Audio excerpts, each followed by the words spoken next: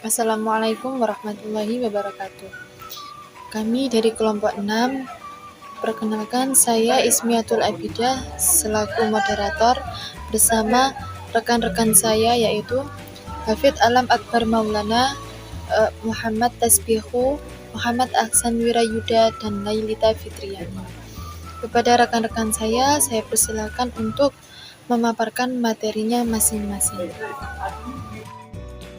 Pengertian kalender Hijriyah dan Masehi.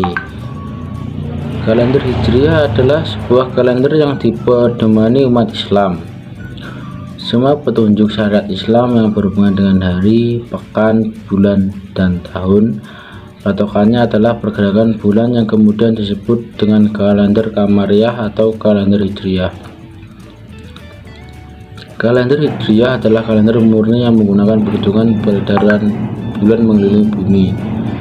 Muji Raharto menjelaskan dalam artikelnya yang berjudul "Di Balik Persoalan Awal Bulan Islam" bahwa kalender Hijriah adalah sebuah sistem kalender yang tidak memerlukan pemikiran koreksi karena benar-benar mengandalkan fenomena fase bulan. Hendro Setianto juga menjelaskan tentang kalender Hijriah. Ia mengatakan bahwa kalender Hijriah yang digunakan oleh umat Islam merupakan sebuah sistem penanggalan yang dikelompokkan ke dalam astronomical calendar. Hal ini dikarenakan kalender Hijriah didasarkan pada realitas astronomi yang terjadi. Thomas Jamaluddin mengatakan bahwa kalender Hijriah merupakan kalender yang paling sederhana dan paling mudah dibaca di alam. Berbeda dengan Muhammad Ilyas yang menjelaskan bahwa kalender Hijriah adalah kalender yang berdasarkan pada perhitungan kemungkinan hilal atau bulan sabit terlihat pertama kali dari sebuah tempat atau suatu negara. Dengan kata lain, yang menjadi dasar kalender Hijriah adalah visibilitas hilal dalam suatu negara. Dengan demikian, prinsip fase bulan dari bulan ke bulan berikutnya mengalami perbedaan cara pandang dalam memenuhi awal bulan Qamariyah, di antaranya fenomena astronomi ijtima atau new moon sebelum matahari tenggelam, ijtima sebelum tengah malam, ijtima sebelum matahari terbit, atau ijtima sebelum matahari terbenam. Sementara itu Sa'aduddin Jambek berpandangan bahwa permulaan hari dimulai pada saat matahari terbenam. Hal ini didasarkan pada firman Allah Quran surat Yasin ayat 40 yang artinya, "Tidaklah mungkin bagi matahari mendapatkan bulan dan malam pun tidak dapat mendahului siang, dan masing-masing beredar pada garis edarnya." Tahun Masehi telah digunakan secara global. Kalender Masehi dikenal juga dengan nama Anno Domini atau yang disingkat AD. Dalam bahasa Inggris adalah sebutan untuk penanggalan atau penomoran tahun yang digunakan pada kalender Julian dan Gregorian. Pada kalender ini didasarkan pada tahun tradisional yang dihitung sejak kalender Yesus Kristus kalender. Kalender Masehi mulai dihitung dan diterapkan sejak hari itu sendiri. Berasal dari bahasa Arab yang memiliki arti yang membasuh, mengungkap, dan atau membelai kata. Masehi merupakan kata serapan dalam terjemahan Alkitab yang menggunakan bahasa Arab dan dipakai sebagai istilah dari bahasa Ibrani, yaitu manusia atau Mesias, yang artinya yaitu sang penyelamat. Sedangkan dalam bahasa Latin, penanggalan Masehi ini disebut dengan nama Anno Domini yang disingkat AD, yang berarti tahun Tuhan, yang dipakai luas di dalam dunia. Dalam bahasa Inggris pada zaman munculnya istilah Common Era disebut CA. Sedangkan secara harfiah berarti umum waktu sebelum tahun 1 atau before Christ, atau yang disingkat BC, artinya sebelum kelahiran, atau before Common Era atau BCE, sebelum era umum. Awal tahun Masehi merujuk kepada tahun yang dianggap sebagai tahun kelahiran dari Nabi Isa Al-Masih, yaitu Yesus Kristus, atau dalam bahasa Ibrani Yeshua atau Hamasiah. Sistem penanggalan yang merujuk pada awal tahun Masehi ini dimulai diadopsi di Eropa Barat selama abad ke-8. Perhitungan kalender ini dimulai oleh seorang birawan bernama Dionysius Exiguus atau Deni Pendek, dan mula-mula dipergunakan untuk menghitung tanggal Paskah berdasarkan tahun pendirian, koma yang berdasarkan pada kelahiran Yesus. Bagaimana perkembangan kalender ini di dunia? Kalender Masehi ini pada awalnya belum digunakan secara luas sejak pertama kali dirancang. Namun kalender ini mulai menyebar luas dan digunakan pada abad ke-14 Masehi. Tepatnya pada tahun 1942.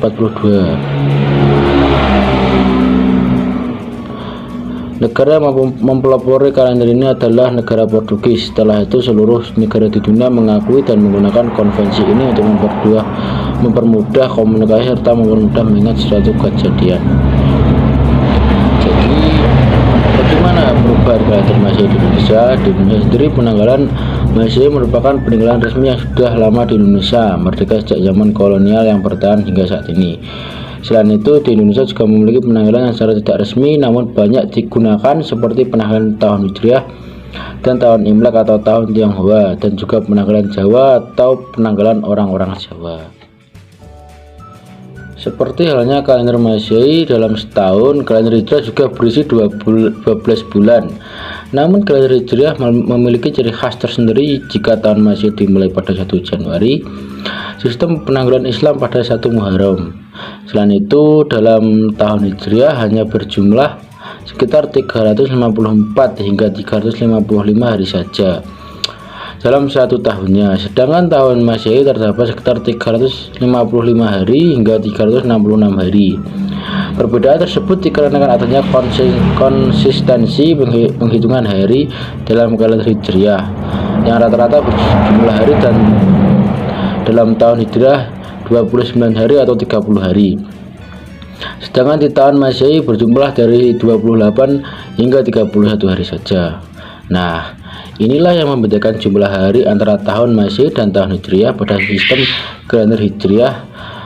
Sebuah hari atau tanggal dimulai di tempat tersebut, sementara penentuan awal bulan ditandai dengan munculnya kenampakan bulan sabit pertama kali atau disebut hilal 6, bulan baru atau ijtima.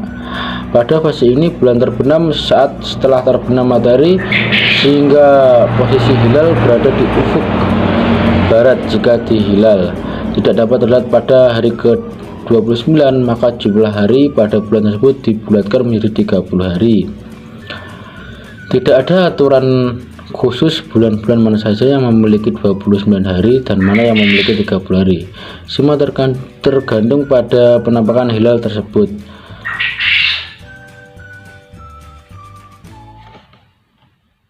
B. Perkembangan perumusan kalender Hijriah, perspektif organisasi dan intelektual.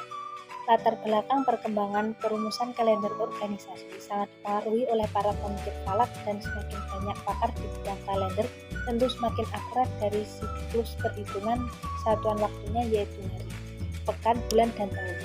Kalender tersebut mempunyai kriteria yang memungkinkan terjadi perbedaan dalam menentukan satuan waktunya. Perkembangan perumusan kalender organisasi cenderung mengadopsi kalender sebelumnya dengan cara melakukan koreksi menurut ikhtiar ilmiah dari organisasi tersebut. Namun dampaknya terkadang terjadi serba salah bagi anggota organisasinya ketika terjadi perbedaan dengan kalender yang lebih presisi akurasinya. Maka akan memunculkan kebingungan bagi anggotanya sehingga pelaksanaan ibadah dapat dilaksanakan secara berbeda. Hal inilah menimbulkan pandangan yang tidak lazim bagi kelompok di luar organisasi tersebut. Di samping itu, ditemukan juga kalender intelektual. Dalam pengertian kalender yang diperumuskan oleh seorang tokoh intelektual dengan kriteria dan sistem satuan waktu yang dapat dipertanggungjawabkannya sendiri secara ilmiah, di antaranya yaitu kalender Jalali yang langka diperbincangkan di kalangan intelektual astronomi dalam bidang kalender. Tokoh ini tidak populer dalam kajian astronomi Islam. Menurut Susiknan Ashari, kalender Jalali merupakan kalender yang berkarakter ilmiah yang mempunyai metodologi satuan waktu yang tepat yang disusun oleh Umar Al-Hayyan pada tahun 467 Hijriah atau 1079 Masehi. Namun ini diambil dari nama seorang Sultan Saljun Jalaluddin Shah. Kalender Jalali ini tidak lagi digunakan saat ini. Namun dasar-dasar astronomi perhitungannya lebih akurat daripada kalender Gregorian atau kalender Masehi dengan hitungan selisih 1 hari dalam 3770 tahun. Sesungguhnya latar belakang perkembangan perumusan kalender organisasi atau kalender intelektual seperti Umar Al-Hayyan dan Muhammad Ilyas dapat dijadikan referensi utama dalam mengkaji dan merumuskan unifikasi kalender Islam internasional. Akulturasi dan adaptasi kalender bukanlah hal larangan demi mencapai tingkat validitas yang akurat dalam memberikan kepastian dan kesamaan waktu tanpa memandang latar belakang perkembangan perumusan kalender suku, agama, organisasi, atau intelektual. Sebab apapun nama kalender memiliki nilai filosofis dan sangatlah urgen dalam penetapan sistem kalender bagi kepentingan manusia. C. Masalah penentuan awal bulan Komariah. Masalah penentuan awal bulan Komariah ditentukan berdasarkan Ru'yatul Hilal. Rasulullah SAW memberikan pedoman kepada umat Islam tentang memulai puasa Ramadan dan mengakhirinya, yaitu dengan melakukan pengamatan hilal pada akhir bulan Sya'ban pada tanggal 29. Jika hilal berhasil diruyat, maka malam itu adalah malam tanggal 1 bulan yang baru. Namun bila hilal tidak berhasil diruyat, maka malam itu adalah malam hari ke-30 dari bulan yang sedang berlangsung. Sementara itu, Al-Quran memberikan pesan atau isyarat bahwa peredaran bulan dan matahari dapat dijadikan pedoman untuk menentukan awal bulan Komariah. Para fuqaha berbeda pendapat dalam menerapkan serta menjabarkan pesan-pesan yang terdapat dalam Al-Quran dan hadis. Seiring dengan perkembangan dan kemajuan sains dan teknologi di kalangan masyarakat muslim pada masanya, sebagian mereka berpendapat bahwa dalam penentuan awal bulan Komariah harus dengan ru'yat. Sedangkan yang lain mengatakan cukup dengan hisab. Ada pula yang berpendapat bahwa hendaklah dengan ru'yat yang didukung dengan hisab dan hisab yang didukung dengan ru'yat. Pelaksanaan Ru'yatul Hilal sebagai metode penentuan awal bulan Komariah di Nusantara diyakini sudah dilakukan semenjak Islam masuk ke Kepulauan Nusantara. Ini berdasarkan kepada perintah untuk melaksanakan Ru'yatul Hilal sebelum umat Islam melaksanakan ibadah puasa Ramadan dan Hari Raya Idul Fitri. Jika hilal berhasil diruyat, maka malam itu adalah malam tanggal 1 bulan yang baru. Namun bila hilal tidak berhasil diruyat, maka malam itu adalah malam hari ke-30 dari bulan yang sedang berlangsung. Semula pelaksanaan Ru'yatul Hilal dilakukan secara spontanitas oleh umat Islam untuk mengetahui awal bulan-bulan yang terkait dengan ibadah. Pelaksanaannya dipandu oleh para ulama dan pemimpin keagamaan lainnya. Setelah berdirinya kerajaan-kerajaan Islam Nusantara, pelaksanaan ru'yat selain yang dilaksanakan secara spontanitas oleh umat Islam, juga ada yang dikoordinir oleh pejabat-pejabat keagamaan di kerajaan yang bersangkutan. Ditinjau dari sarana prasarana yang digunakan dalam melaksanakan Ru'yatul Hilal, semula pelaksanaan Ru'yatul Hilal hanya dilakukan dengan mata telanjang, tanpa menggunakan alat bantu apapun.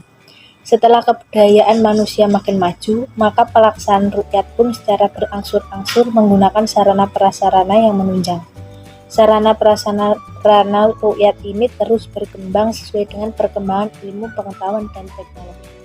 Pelaksanaan ru'yat pun mengalami perkembangan. Pada awalnya dalam pelaksanaan Ru'yatul Hilal, orang hanya melihat atau mengarahkan pandangannya ke ufuk barat, dengan pengertian bahwa mengarahkan pandangannya ke ufuk barat yang sedemikian luas. Hal ini sebagai akibat tidak atau kurang pengetahuan mereka dalam bidang ilmu falak atau astronomi.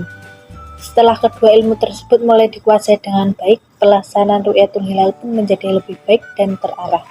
Mereka yang melaksanakan ru'yat dapat memfokus dan konsentrasikan pandangan mereka ke posisi yang diduga tempat hilal berada. Bahkan lebih jauh lagi, hilal pun dapat dipantau pergerakannya. Jika hilal berhasil diruyat, maka gambarnya dapat didokumentasikan. Posisi dan waktunya dapat diperhitungkan dengan sangat akurat. D. Sejarah kalender hijrah Islam. Kalender adalah sebuah sistem pengorganisasian waktu untuk penghitungan waktu selama periode tertentu. Secara konvensi, hari adalah unit kalender terkecil, sementara untuk pengukuran bagian dari sebuah hari digunakan sistem penghitung waktu jam, menit, dan detik. Beberapa sistem kalender mengacu pada satu siklus astronomi yang mengikuti aturan yang tetap, tetapi beberapa sistem kalender ada yang mengacu pada sebuah aturan yang abstrak dan hanya mengikuti sebuah siklus yang berulang tanpa memiliki arti secara astronomis. Ada kalender yang dikode berdasarkan hukum tertulis, tapi ada juga yang disampaikan melalui pesan-pesan moral. Kalender Hijriah atau kalender Islam ditentukan berdasarkan peredaran bulan. Oleh karena itu, kalender ini disebut juga sebagai kalender Qamariyah atau bulan. Kalender bulan merupakan kalender yang pertama kali dikenal dalam peradaban manusia sebelum masuknya Islam. Mana ungkapan Moh Ilyas bagaimana yang dikutip oleh Moh Nashiruddin dalam kalender Hijriah Universal menyatakan bahwa proses mengawasi perjalanan masa dan waktu boleh dikatakan hampir sama bahayanya dengan tamadun manusia. Sungguh pun pada hari ini kita menggunakan matahari untuk menentukan waktu, namun secara bandingan penggunaan bulan bagi penentuan waktu telah dilakukan terlebih dahulu. Sebab asas yang mempengaruhi pemilihan untuk menggunakan bulan sebagai penentuan dalam kalender adalah karena kekuatan dan keunggulan bulan dari kacamata astronomi berbanding dengan matahari. Di samping itu, penggunaan bulan dalam penentuan masa dan waktu lebih mudah dan tidak memerlukan sembarang bantuan untuk mendapatkan ketepatan sistem pusingnya. Oleh karena itu, tidak heranlah mengapa tamadun awal manusia bermula dengan kalender Qamariyah. Orang Babylon, Yunani, Yahudi, dan Mesir dalam zon Timur Tengah, Aztec dan Inka dalam zon Barat, Cina dan Hindu dalam zon Timur menggunakan sistem ini. Hampir semua tamadun awal bermula dengan sistem Qamari, tetapi akhirnya memerlukannya kepada sistem Qamari Surya. Dahulu sebelum masuknya agama Islam, masyarakat Arab belum mengenal kalender Hijriah atau kalender bulan. Pada saat ini kalender yang digunakan masyarakat Arab adalah kalender lunisolar. Dalam The Shorter Encyclopedia of Islam disebutkan bahwa kalender Arab pra-Islam sebagaimana kalender Yahudi dimulai pada musim gugur. Sekilas nama-nama bulan kalender pra-Islam dengan kalender Islam saat ini sama, bahkan nama-namanya mirip dengan pembagian bulan dalam zaman kuno yang dihitung berdasarkan pada tahun matahari. Di antaranya adalah Muharram atau bulan yang disucikan, Safar atau bulan yang dikosongkan, Rabiul Awal musim semi pertama, Rabiul Akhir musim semi kedua, Jumadil Ula musim kering pertama, Jumadil Akhir musim kering kedua, Rajab bulan pujian, Sya'ban bulan pembagian, Ramadan bulan yang sangat panas, Syawal bulan berburu, Zulkaidah bulan istirahat. Di sini saya akan menjelaskan bagian yang E, yaitu sejarah kalender Hijriah setelah masuknya Islam. Penanggalan Hijriah ini dimulai sejak tanggung jawab kepemimpinan umat Islam berada di tangan Umar bin Khattab, yakni 2,5 tahun diangkat sebagai khalifah menggantikan kepemimpinan Khalifah Abu Bakar As-Siddiq. Peristiwa hijrahnya Nabi Muhammad beserta para pengikutnya dari Makkah ke Madinah yang dipilih sebagai titik awal perhitungan tahun, karena peristiwa tersebut merupakan peristiwa besar dalam sejarah awal perkembangan Islam. Peristiwa hijrah adalah pengorbanan besar pertama yang dilakukan Nabi dan umatnya untuk keyakinan Islam, terutama dalam masa awal perkembangannya. Tanggal 1 Muharram tahun 1 Hijriah ada yang berpendapat jatuh pada hari Kamis tanggal 15 Juli 622 Masehi. Penetapan ini kalau berdasarkan hisab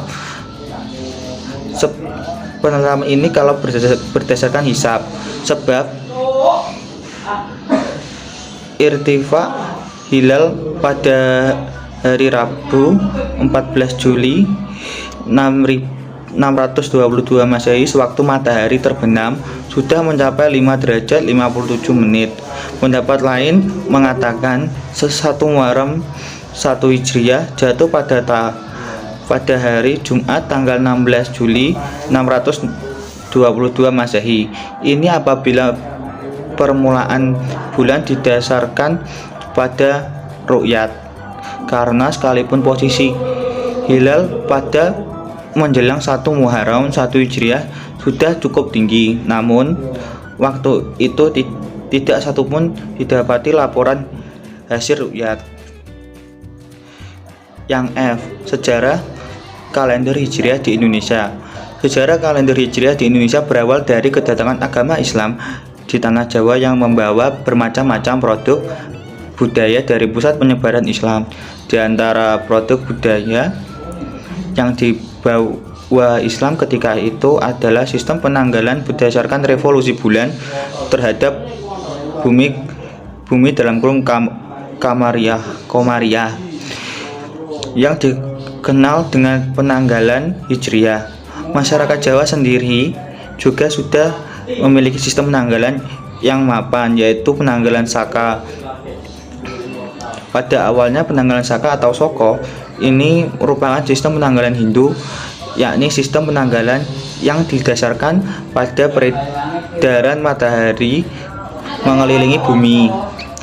Permulaan tahun Soko ini ialah dari Sabtu dalam kurung 14 Maret 78 Masehi, yaitu 1 tahun setelah penobatan Prabu Saliwahono dalam kurung Aji Soko sebagai raja di India. Oleh sebab itulah penanggalan ini dikenal dengan penanggalan Saka atau Soko. Dalam 1 tahun terdapat 12 bulan, yaitu Suro, Sapar, Mulud, Ba'da Mulud, Jumadil Awal, Jumadil Akhir, Rejab, Ruwah, Poso, Sawal, Dulqaidah dalam kurung Selo dan Besar. Bulan-bulan ganjil berumur 30 hari, sedangkan bulan-bulan genap berumur 29 hari, kecuali bulan ke-12 besar berumur 30 tahun pada tahun panjang. 1 tahun berumur 375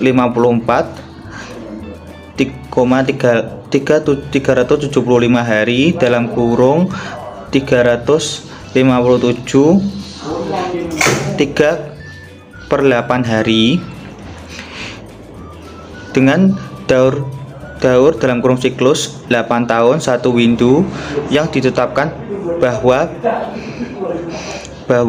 pada urutan tahun ke-2, 5, dan 8 merupakan tahun panjang dalam kurung wuntu sama dengan 355 hari, sedangkan lainnya merupakan tahun pendek dalam kurung wastu sama dengan 354 hari. Pada saat bangsa Belanda menjajah Indonesia terjadi pergeseran penggunaan kalender resmi pemerintahan yang semula kalender Hijriah diubah menjadi kalender Masehi dalam kurung kalender matahari. Meskipun demikian, umat Islam tetap menggunakan kalender Hijriah, terutama daerah-daerah kerajaan Islam. Tindakan kemudian tidak dilarang oleh pemerintah kolonial, bahkan menetapkan diserahkan pada penguasa kerajaan-kerajaan Islam yang masih ada, terutama penetapan terhadap hari-hari yang berkaitan dengan persoalan ibadah. Kedua kalender tersebut memang berbeda secara prinsip. Penyusupan kalender nasional memakai sistem penanggalan matahari dalam kurung solar kalender dengan sistem penanggalan Gregorian, sedangkan kalender Hijriah disusun oleh Departemen Agama Republik Indonesia yang didasarkan pada hisab Imkanur Rakyat kriteria MAPI. Melihat peristiwa sejarah di atas menunjukkan bahwa maksudnya kalender Hijriah beriringan dengan masuknya Islam ke Nusantara melalui kerajaan-kerajaan Islam. Bahkan terjadi asimilasi antara dua kebudayaan, yakni Hindu dan Islam, yang mana semula menganut sistem kalender Saka yang bercorak Hindu hingga diubah menjadi kalender yang bercorak Islam. Bahkan pada masa kolonial pun kalender Hijriah masih tetap digunakan hingga sampai saat ini. Baik, terima kasih kepada rekan-rekan saya yang telah memaparkan materinya. Kepada teman-teman, semoga dapat memahami materi tentang hari ini. Apabila ada salah dari kelompok 6, mohon maaf yang sebesar-besarnya. Wassalamualaikum warahmatullahi wabarakatuh.